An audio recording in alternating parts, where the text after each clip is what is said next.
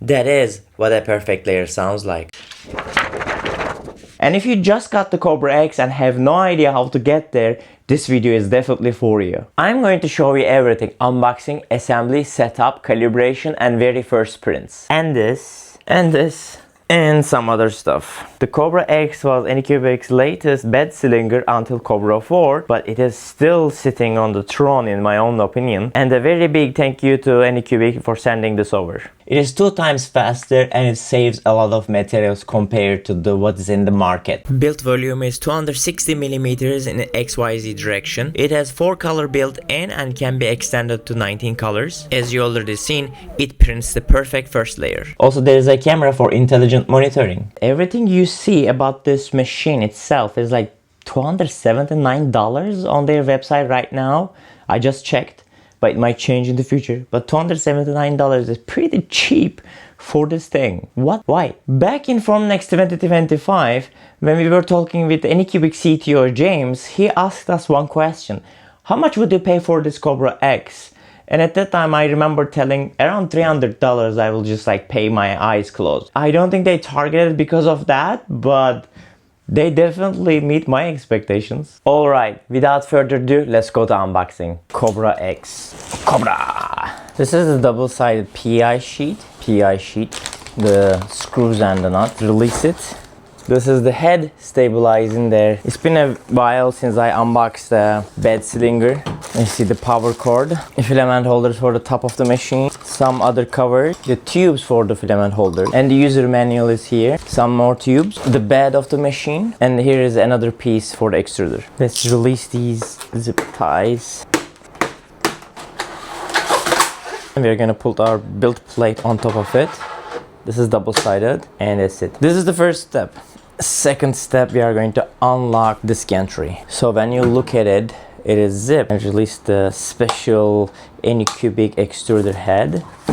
Release this tape from here too. There are going to be numbers on this plate over here, which is going to be cool. Over here you will see locking system. We are going to unlock this thing. I'm gonna get some Allen keys. Yes, to this one, and we're gonna remove this one from here. 3 screws in there that you need to release. And there are another 3 screws over here. Now the fun part, we are going to put this gantry on top of our base plate over here. For that, I need you to locate these screw holes, 4 on each side, and we're going to put our screws in there. So we are going to move our machine on top of it, and we're going to push it in. Then what we're going to do is to put these screws into the holes. There are 8 of them. Now we are going to fasten them, but not all the way. I want you to fasten them first diagonally like this, and then diagonally like this. Then we are going to fully fasten them down. After all of them in, now we can fasten them all the way. Then this stage is done. While we are here, next step is to put these covers on top of them. These have different lengths. One of them is like shorter than the other, so there's no wrong way to put them in. So just like place them in like this. Realize that how I made them touching to these rails. So place them in like that, then we're going to push them away like this towards the pillars. So that way they will connect. See? This is how you make it happen. Now we are going to turn the printer to its side to access the cable point.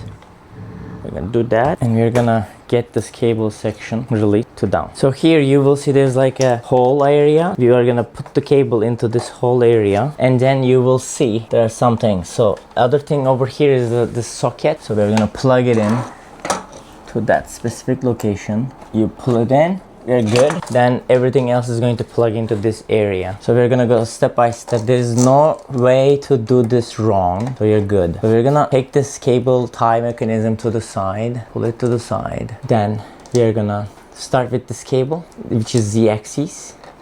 We're gonna plug that one in. Push your fingertips. Next one is actually color coded. We're gonna plug in the yellow one, then the big white one, then the small white one. which is the camera. Okay, all good. You followed up until this point. Then we are going to turn this cable tie in, push it all the way, and pull it and plug it in so that your cables are safe. And make sure that nothing is poking out in here. And we're gonna plug in this compartment. Perfection. Done. Now our printer is coming together. I just aligned it back. We're gonna install this purge wiper here. There's a location in here. We're gonna plug it in here. Let me show you. See that groove over there? We're just gonna plug it in like this. That's it. Your purge tower is installed. At the back of it, right here, there is one hole, and we're gonna put the screw over there, stabilize it, and it's gonna be done. Okay, I'm gonna lower the gantry a little bit, and you will see these stickers. We're gonna remove the sticker from here, and there's another one. Yep. Now we are at the top of the machine. Hi. And we're gonna clamp these spool holders here and there. We're just gonna plug it in and then a little bit push it in place, and it will lock perfectly. We're gonna do the same thing again, all the way to the corner. And we have these spool holder shafts. You're gonna plug it in and then turn it. It's gonna lock in place. You will feel it when you plug it in. Same goes for both sides. Turn it all perfectly fine. These spool holders also has numbers on them, 1, 2, and 3, and 4. So when you are putting it on top of your machine, make sure that you are following that order. 1, 2, 3, 4. Next up, these cables. So we're gonna start installing them one by one. Here to new net connectors. These are done. So I'm gonna go 1, 2, 3, 4. 1, 2, 3. And 4. These are good. And then I'm going to install this cable manager, and cable also goes in here. Make sure everything goes well. Okay, and honestly, that's it. I timed myself, and this is just under 10 minutes from unboxing to finish putting it all together. This is one of the fastest assemblies I have done. If you have built flat pack furniture before, this is way faster and easier. Now let's power it up. Okay, I just clicked the power button and it is coming alive. I wasn't sure why there's this magnet in the Allen key area. I think it's just to hold them all together. There's no need for the magnet based on what I understand here. Now I'm going to click English, global. I'm going to connect it to my Wi-Fi too. Okay, now it's telling us to make sure that we remove those screws. Confirmed. Device calibration is going to happen. It's going to take 35 minutes and we will be back. Now it's starting. I think I'm not going to record this session much because it's very straightforward. Yeah, now it's calibrating the equipment. The machine has 4 equipment calibration steps. First one was more like checking the heats and etc. Now it's on the second one where it is doing the vibration compensation and measuring the resonance frequency, acceleration, print precision, speed, etc, etc, etc. Now everything is gonna be done automatically for you. You can see it's like playing a game here. Now the other axis. I just saw it, I forgot a tape over there. Also, if you want to take a look at it, all these steps are mentioned in here in the power on structure, and calibration complete. Calibration steps are complete. Let's load the filament and start our first prints. These are my filaments. I'm gonna put like them in and push it all the way. When you push the filament all the way in, when it gets in, it makes this noise to let the user know it's in the extruder. When there's no material in your machine, if you go to the filament section, this is what you're going to see. Once you hear the notification sound, they will show up. You can see right now I'm plugging the filaments back in and they are showing up one by one. Once they showed up, what you're going to do, click on the filament and select its color that you want. I'm gonna go with black with this one, and I'm gonna select yellow for this one. And if you're installing a color that's not in this catalog, you can go to this edit button and you can put any hex code of your color and click confirm, and you can have that color registered in your catalog. So right at this moment, let's look at what are the printable objects in this machine. I'm gonna click on this. I'm gonna go to the test models. These are the models comes with the machine. There's a spider, there's a benchy, there's a shark, there's perfect first layer print, there's a beer bottle opener shark, some reusable spools, 4-color cube, dragon, and Ace 2 Pro accessory. So we're gonna print some of these, the colorful ones obviously, and take a look at them. Straight out of the box, no tweaking, no custom settings, and I want to see exactly what this printer can do on day one. Here are all the prints that I completed from the memory of the 3D printer. Some of them look absolutely cute. We are gonna take a look at them. and a perfect first layer. Very first print with Kobra X finished. It's pretty cute. Layer lines are clean. Adhesion was perfect. No warping, no stringing. For a first print right out of the box, this is genuinely impressive. Most printers need at least few attempts to dial in, and Kobra X just nailed it. Second print finished, and this is the poop remainings of this print. Oh, this is a pretty nice fidget toy. Okay, another beer opener finished. Double color shark. Over here is the base for the shark.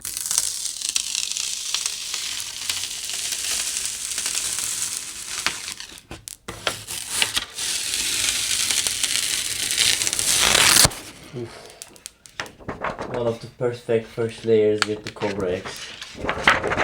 Let's take a look at some ratios because I'm pretty sure you guys are going to ask for it. So this is the fidget toy. So it's 53 grams. And this is the waist with the fidget toy, 97 grams. This is the dragon, 27 grams. And this is the waist with the dragon, 124 grams. And this is the fish, 8 grams. The waist for it, 15 grams. As you can see, there's still a lot of waste coming out of it. However, this is the minimum in the market compared to the other competitor machines. Now let me show you what happens when I start making my own stuff with this machine and show you my settings. And this is a mechanism that I recently make with Kobra X. And it rotates all the parts, everything printed with Kobra X. Here is the orb model designed by Ruben Ball. So what I'm going to do is the settings over here. So I'm going to use 0.2mm layer height. You don't need to go advanced. You can just do like a very basic, which will make your job easier if you're a starter. But if you're a pro, go advanced. So we're going to use 0.2mm layer height. We can use random seam position or align. I'm going to keep it aligned. And the next thing is the strength. I'm going to use 2 wall loops and I'm going to use 10% infill. Then as a support for this model, I do not need support. It can print itself. And for the multi-material, we are going to have a prime tower with 30mm by 30mm. And flush options, we can flush into object support, but we don't have support at this point. And for the others, if you want to give an insurance, you always put a brim, outer brim. I'm just going to put it with 5mm. Once this is done, what I'm going to do is to slice the plate. Right now, the slicing is done. You can go all the way down to see how every layer prints, and you can also in here by using this slicer you can see where the extruder head is going to be traveling back and forth in the current layer, and this is going to take around 19 hours total, where we are expecting model to be 174 grams, flush 63 grams, power 11 grams, and total we are looking around like 250 grams of filament. Now what I'm going to do, click remote print, and from there I'm going to select my colors that I want to print with. I'm going to have my bed leveling ongoing, and then I'm going to click start print. One other thing you can do is a time lapse with this machine. You click on this and you can do time lapse as well.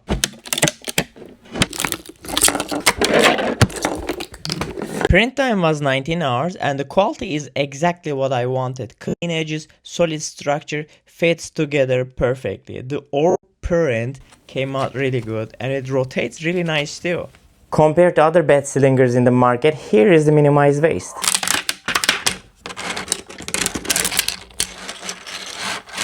And here is our chain. It worked really nicely.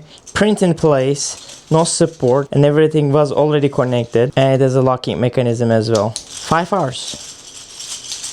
I also ran some soft filament through the Kobra X, and I was genuinely surprised how well it handled at this price point. And this is PBA. So I literally 3D printed PBA with Kobra X and it worked. But actually that's a whole separate video because I took it much further than this, that's coming out in a week. So is the Anycubic Kobra X worth it? Yes, genuinely yes. It's a very beautiful machine. Assembly is under 10 minutes, calibration is straightforward, and first prints are straight out of the box.